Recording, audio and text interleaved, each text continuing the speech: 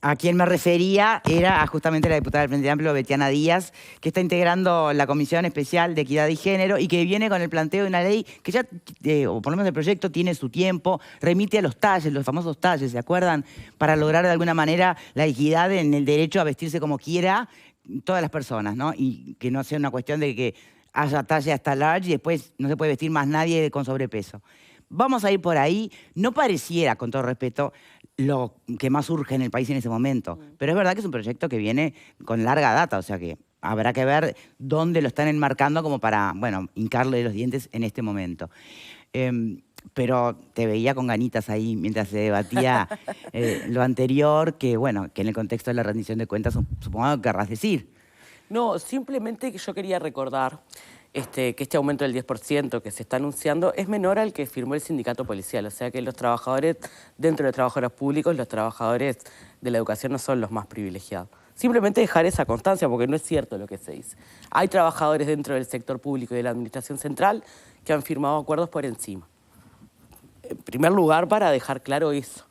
Y también plantear que en realidad nosotros venimos planteando en las rendiciones de cuentas que esto es casi que una devolución.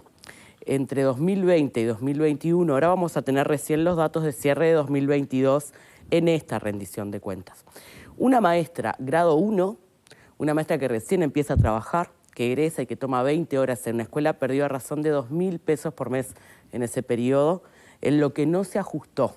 Por tanto, este ajuste es una devolución, ¿no? Pero además es una constante. Seguimos agregando palabras para el juego de la literalidad. Preguntás, en realidad lo que digo es... Pero estamos con las palabras, ¿es un tema semántico entonces? No es un tema semántico. Si yo perdí, cuando nosotros hablamos de recuperación salarial y de aumento del salario real... Entiendo la diferencia entre recuperación y aumento, totalmente. Pero me agregaste otra ahora. ¿Cuál era la palabra que agregaste? La devolución. No la agregué. Esto lo venimos planteando desde el Frente Amplio y lo viene planteando los gremios. Sí, pero decir devolución es como que te robaron. Y te lo quitaron. ¿De dónde ahorró el Estado 900 millones de dólares de la administración pública? Del salario público y del ajuste por debajo de la inflación de las jubilaciones y pasividades. ¿Y cuánto puso Son el Estado, números. ¿Cuánto puso el Estado para combatir la pandemia? Bueno, vos sabés que eso es un dato interesante, porque no tenemos los datos cerrados. El Fondo COVID, por ejemplo, tiene que hacer una rendición de cuentas cuando cerrara, pero el problema es que este gobierno le pone tanta atención a contener y mostrar lindos números de déficit fiscal que está financiando políticas fijas desde Fondo COVID. Y cuando preguntamos cuándo se termina el Fondo COVID, porque la emergencia sanitaria se levantó en abril del año 2022, el Fondo COVID, como es financiamiento no contingente y no afecta al déficit, sigue financiando, por ejemplo, casi $1 millón de programa tobilleras, políticas de Mides en términos de refugio. Hay una serie de financiamientos, medicamentos de ACE, una gran discusión donde casi un 40% del monto que destina ACE a medicamentos está financiado de Fondo COVID. Vamos a ver en esta rendición, yo no me adelantaría, se hace una suerte de rendición anual, pero estamos hablando de que en realidad seguramente sean en torno a los 2.000 millones en ayudas para préstamos a través de la ANDE. En realidad lo que nosotros decimos es, si la economía se recuperó rápidamente, porque la economía uruguaya tuvo un crecimiento acelerado luego de la pandemia, lo que se preveía, y decía la ministra, ese crecimiento en B, nosotros hablamos del crecimiento en K, es decir, a algunos sectores les fue muy bien y son los que recuperaron efectivamente los grandes números de la economía, y después hay quienes pagan esa recuperación también, sin ningún derrame. No, simplemente el contexto... Obviamente te van a dar una opinión y después dennos tiempo para ir al tema, ¿no?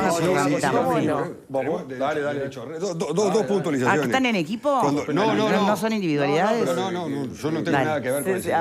Se pone los botines. Él es penalista y yo se amotinan acá, me parece. Dale, a ver. Dos puntos.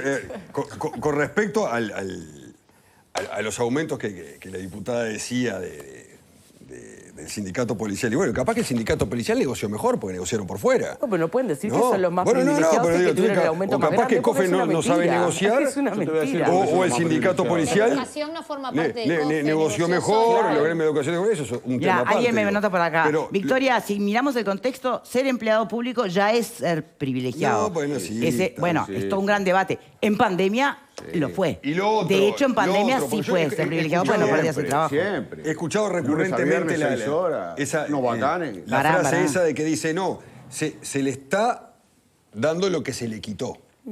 Pero, a ver. Una parte de lo que se le Bueno, una parte. A ver, casi todo. En cualquier rama, pero no todo. Pero en cualquier rama, vos cobrás un salario por determinado año y después lo ajustás. En el correr del año vas perdiendo salario real. Y después viene el ajuste, que viene el aumento. Estamos de acuerdo en eso, ¿no? Bueno, eso es la básica. Depende de cómo se negocie, porque a veces están los correctivos de inflación que aplican y además también los cálculos se hacen en base a inflación. La básica es esta. Y cuando vos negociás nuevamente el salario, negociás un aumento o que se mantenga. No. Y en el correr del año lo vas perdiendo y después negociás lo mismo. ¿Cómo que no? Pablo, no se negocia al revés. tenés convenios colectivos, por ejemplo, que son por IPC proyectado. Claro. Entonces, en realidad, nunca perdés salario, es proyectado. Sí, pero bueno, pero justamente las proyecciones se vinieron todas al peso de la diferencia. El indicador de inflación a futuro es una de los componentes de los acuerdos siempre, en general, históricos. Solo quiero decir o fundamentar por qué creo que son los más privilegiados, en este caso los docentes. Porque en el resto del funcionario público, en el resto de los ministerios, se manejan con sus presupuestos. En el caso de los docentes, para financiar esto, tiene enormes transferencias del Ministerio de Economía, transferencias de rentas generales, enormes transferencias, enormes. Y por lo tanto, creo que eso, que todos estemos aportando más de lo que ya aportamos para que los docentes tengan una recuperación, los hace ser unos privilegiados. Y capaz que hay que calcular Me parece bien importante que vos reconozcas que hay aumento de la presión fiscal, porque si decís que estamos aportando más todo para poder financiar este aumento... No dije que estamos aportando más, que estamos aportando. No lo acabas de decir. No, aportando más no dije. Dije aportando. Todos más, estamos y bueno, aportando. ¿Sabés qué pasa? Que el Ministerio de Economía, que es parte del Poder Ejecutivo, tiene la obligación de financiar una política pública como es la educación. ¿Y qué pasa? La educación sin docentes hoy no funciona. Capaz que dentro de 30 años con inteligencia artificial pero te fuiste por la rama. Te fuiste por la rama. Me quedo con mi argumento. No me fui por... Y si vos te vas a quedar para los docentes, no me fui por ninguna rama. Para los docentes, tu líder Hablaste es Mujica, de las enormes transferencias, de todo lo que aporta. Tu líder es Mujica. bueno, creo que nos estamos Tu líder es lejos, Mujica. Fernando. ¿Sabés qué dijo Mujica? En Pepe Coloquios, a los sindicatos de la educación hay que hacerlos mierda. Pregúntele a Mujica. Dijo Mujica. Sí, preguntale tú, que lo tenés más cerca, yo no lo veo. Bueno, cuando pueda Vos le lo ves pregunto, seguido. Seguramente. Vos lo ves seguido, seguramente pero más seguramente seguido que vos. no tenés ganas de preguntarle eso. Oye, miren, el semanario Búsqueda, para cerrar tema educación, informaba que ANEP va a financiar cursos de posgrado en universidades privadas, ¿no? Como para potenciar un poco más la reforma educativa. Y lo bien que hace. Vamos a ¿Es privatización? Cerebro, pensamiento, inteligencia, lo bien que hace. ¿Algo para decir sobre eso? A ver, yo creo que cuando se habla de la reforma educativa, y está bien que se plantea a todo nivel educativo, eso sí nos parece bien interesante. En realidad, a muchos de los planteos, y por eso también se recurre muchas veces al sector privado, lo que les falta básicamente es financiamiento. Robert Silva pedía el año pasado mucho más plata de la que le dio el gobierno. De hecho, pedía cerca de unos 70 millones de dólares para poder iniciar esto que decían hoy, bueno, no vamos a ver los resultados a priori. No los vamos a ver porque no hay plata para poder implementar la reforma tal como la planteaba Educación.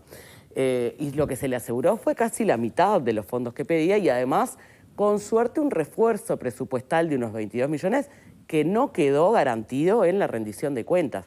Entonces, acá hay un problema entre el correlato de la intención y cómo es el funcionamiento, el diseño y la implementación de una transformación en una política pública, porque nosotros decimos, yo puedo confiar en las buenas intenciones del gobierno. Pero el correlato, a ver, ¿qué hacemos con él? Vamos a cambiar el ADN de la educación de administraciones anteriores. Sin financiamiento no hay políticas públicas. Sí, está bien, yo puedo remitir al gobierno anterior. Este gobierno está recorriendo el 4º año, Victoria, 4 años lleva.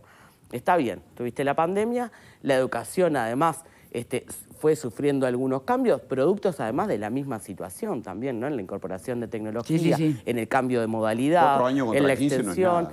Entonces, evidentemente, acá lo que está sucediendo es que hay una falta de coherencia entre lo que se hacía y se anunciaba en campaña electoral cuando se era oposición y lo que se hace mientras se está al frente de la política de educación. ¿Te suenan 2 años de pandemia? Este gobierno no firmó el libro blanco de EDUI 21? ¿Sí? ¿Dónde está el financiamiento que pedía EDUI 21 para la transformación educativa? No está, está muy lejos. ¿Te suenan 2 años de pandemia? Sí, y también me suenan los años récord de exportación consecutivos a mejor precio, con los mercados abiertos del Frente Amplio. No se abrió un nuevo mercado. Lo que se está colocando es productos de mucho más bajo riesgo. Hablando de mercados, ¿no? ¿Vieron lo que pasó, no? Que China no quiere negociar. Y además solo con también Uruguay. me suena la concentración que hubo de algunos sectores en particular cuando algunos ministros responsables de esas carteras, como el ministro de Ganadería, nos decían hay que esperar el derrame. 4 años casi, el derrame no llega. ¿Sabés? ¿Me permiten ir al tema, por favor? ¿Sabés que el mayor periodo de extranjerización de la tierra, venta a extranjeros y de la industria, Decí que estás vapeando, porque si no pensé que fueras un dragón que te y de la sale industria humo. frigorífica, hecho humo de bronca. Le sale humo de la bronca, Marguerite. Y de la extranjerización de la industria, toda la industria de la cebada brasilera, la mayoría de la industria frigorífica brasilera, la mayoría no, pero gran parte de la tierra, como nunca, se extranjerizó. ¿Cuándo? ¿En qué periodo? ¿Sabés?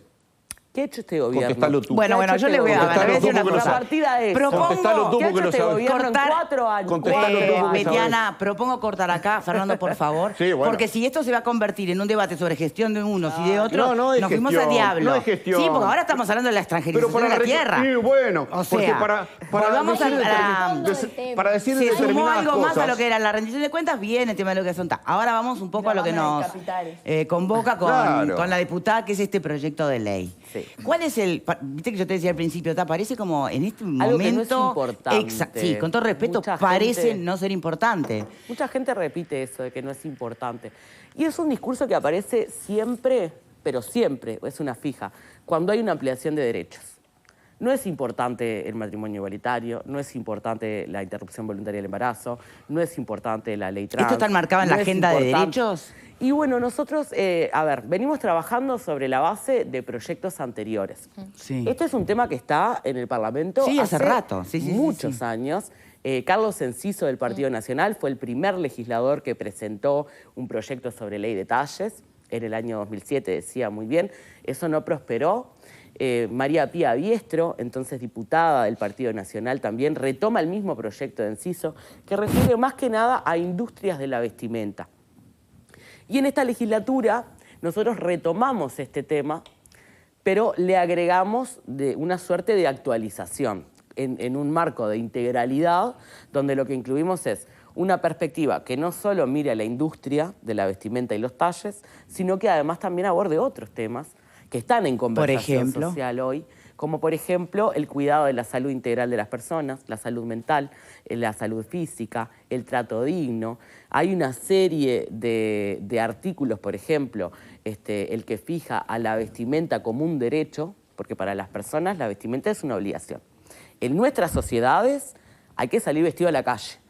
De hecho, salir desnudo es un delito, ¿no? Entonces, evidentemente, lo que nosotros incorporamos también es una perspectiva de derechos para poner también en agenda que la interrupción del derecho a la vestimenta, cuando yo no accedo a vestimenta, me genera otros problemas que también me interrumpe el ejercicio de otros derechos. Por ejemplo, conseguir un trabajo. ¿Cuánta gente? Y esto no tiene que ver únicamente con ser más gordo, ser menos gordo, sino que en realidad este proyecto lo que garantiza es la oferta de talles para toda la diversidad Porque está el que es muy alto. Es muy alto, es muy bajito, es muy menudo. Entonces, ¿cuánta gente, por ejemplo, otra vez me escribió, nosotros tiramos este tema en redes y nos escribe la gente, ¿no? Con el desarrollo de la industria textil, ¿no está medido? Porque claro, No. siendo un mercado chico y todo, vos decís, claro, capaz que no pueden sostener esa diversificación. Bueno, ¿no se está estudiado? No. De hecho, no hay una tabla nacional de tallas, por ejemplo. En Uruguay hay un conservadurismo muy grande en ese sentido y la compra es bastante intuitiva, porque uno podría pensar, bueno, si importa la ropa así nomás y después se reetiqueta, porque uno no encuentra el hecho en Taiwán en la etiqueta, sino que se encuentra la grifa de una tienda uruguaya muchas veces o alguna sucursal de tienda uruguaya. Sin embargo, esas casas compran en talleres, mayormente en Asia, y compran la moldería, es decir, compran el talle. Es una decisión mentada mandar a hacer en esos talles. Cuando uno va a las casas de saldo o ve las mesas de saldo de promoción de liquidación, porque ya esa ropa pasó de temporada, ¿qué talles se encuentra? Los talles que no se venden en Uruguay. Pero ¿sabes qué? Ahí están los extra large. Sí, y también están los muy pequeñitos que tampoco tienen una coherencia con las corporalidades uruguayas. Pero entonces están...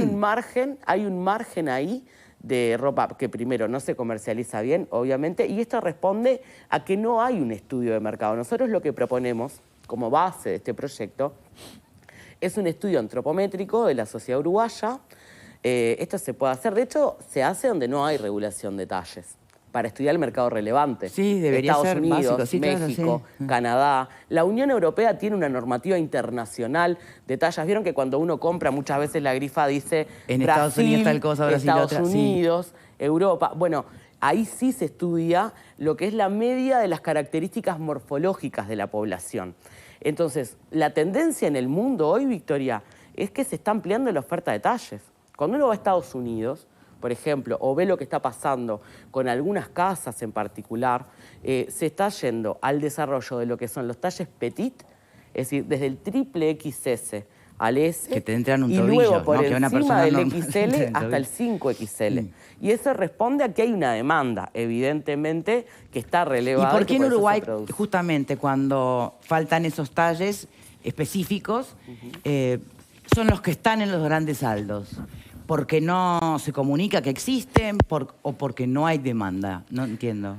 Bueno, en primer lugar hay una cuestión de acceso. La ropa extra large en general es mucho más cara que la ropa de No, mira que no estoy hablando de tiendas enormes y marcas. Estoy hablando de empresas bastante grandes, ¿viste? Que venden a precios súper razonables. Ahí donde están los XXX. Y de hecho, porque también hay una cuestión que tiene que ver con que las personas que evidentemente van a consumir esas tiendas casi nunca encuentran talle. Entonces dejan de ir incluso a la mesa de saldo.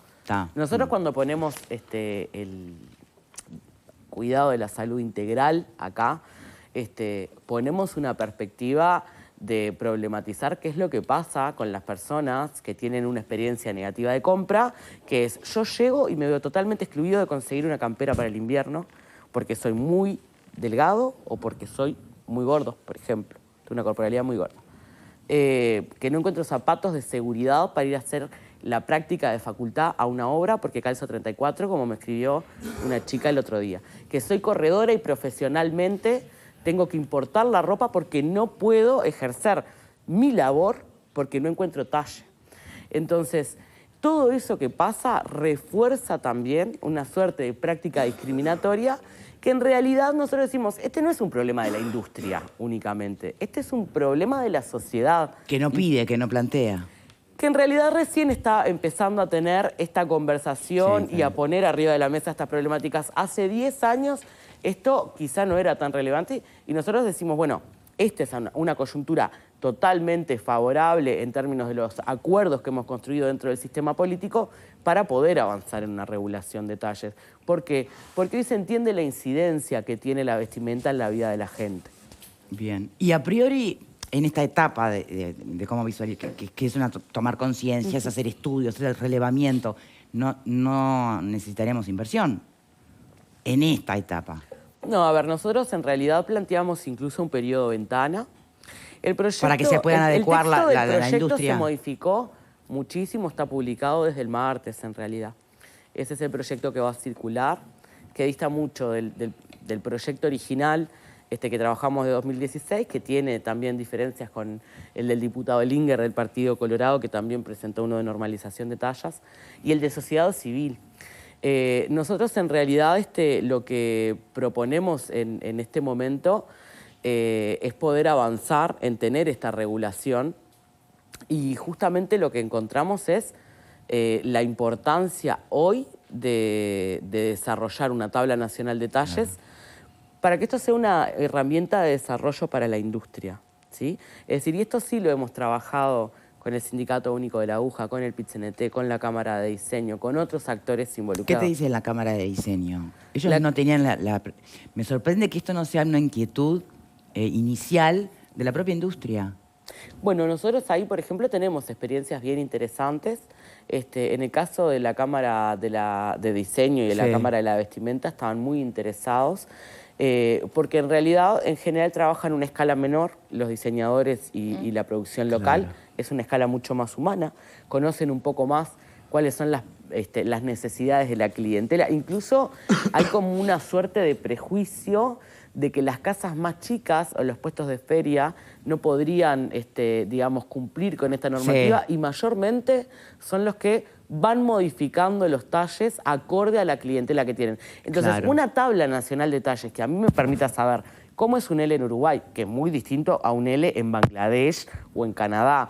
Cómo es una tabla de todos los talles para poder diseñar y producir y adaptar mi moldería para reforzar y mejorar mi experiencia de producción y de venta. Obviamente que desde los sectores de producción de la vestimenta se ve con buenos ojos. Hay algo que se está viendo ahora que antes no se veía y que personalmente lo celebro bastante, es también en como contexto, ¿no? de cómo va cambiando la sociedad, cómo hemos entendido algunos daños que podemos causar, patrones de conducta o de pensamiento. Y se está incluyendo mucho, lo hacen marcas uruguayas, a la hora de marketinear la ropa, personas de talles grandes, ¿no? Uno ve gorditas ahora promocionando ropa que antes no. Como que es un momento, me parece a mí, que es bueno para visualizar. Bueno, a ver, no existe ya el modelo de mujer perfecta. Habrá excepciones, sí, bueno. Pero vamos a mirar la mujer real. Y en Uruguay la mujer real tiene múltiples formas, tamaños y pesos. Claro, no están exacto. En general ni en los grandes medios de comunicación al frente de la conducción de los programas, que no están en los móviles de TV, que no están en... Bueno, no, durante años, que no están en las películas como los personajes principales, sino como los personajes secundarios. Pero va cambiando, ¿no? ¿Notás que va cambiando? Va cambiando, y eso es bueno porque en realidad, a ver, a nosotros nos importa mucho cómo impacta también este mensaje que sea desde la industria de cómo deberían ser nuestros cuerpos. Porque, por ejemplo, uno de los planteos que nosotros tenemos es la eliminación del talle único. ¿Qué viene a reforzar el talle único? La idea de que todos los cuerpos deberíamos poder entrar en determinada medida. Y eso también va generando un impacto en la gente.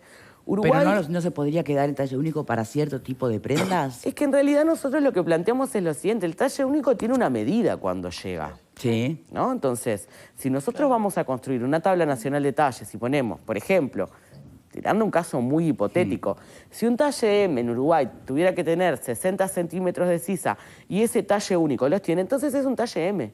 No es un talle único. Y las tiendas no tienen ni que descartar una prenda y tienen que hacer básicamente mucho de lo mismo que hacen ya, que es reetiquetar, pero en base a un criterio nacional, la ropa que entra al Uruguay y que viene de otras latitudes y que por eso tiene otro tamaño también. Quedan 4 minutos. ¿Hay algo importante del proyecto que quieras transmitir antes que te pregunten algo? Sí, ahora en la tarde tenemos un conversatorio, 18:30, en el Salón de los Pasos Perdidos. Estamos convocando a sociedad civil.